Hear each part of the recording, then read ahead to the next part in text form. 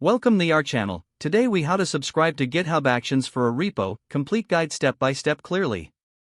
To start subscribing to GitHub Actions for your repository, first, navigate to the GitHub website. Log in to your GitHub account.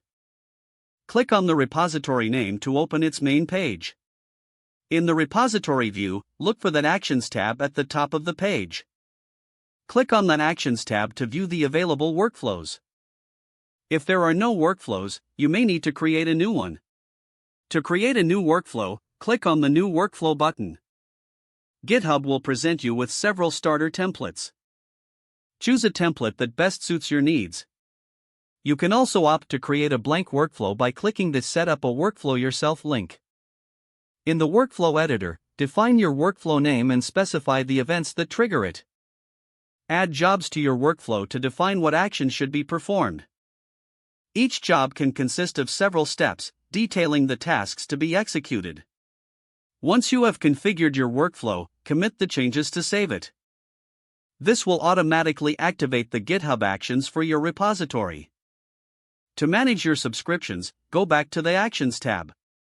Here, you can monitor workflow runs and their statuses. If you need to modify or disable a workflow, navigate to the specific workflow and click on the edit icon.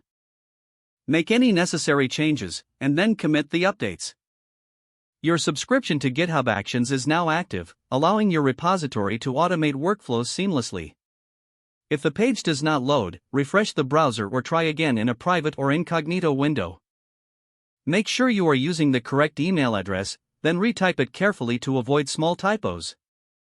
If your password is not accepted, use the reset option and create a new strong password you can remember.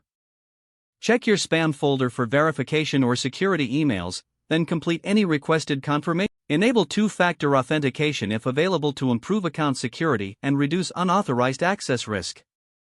After signing in, review your profile details so your contact information and settings are accurate and current. If you see an error message, note it down and try again after restarting your device and internet connection. Log out when you finish, especially on shared devices, to keep your account and payment information secure. Don't forget to like this video and subscribe to our channel for more step-by-step tech guides.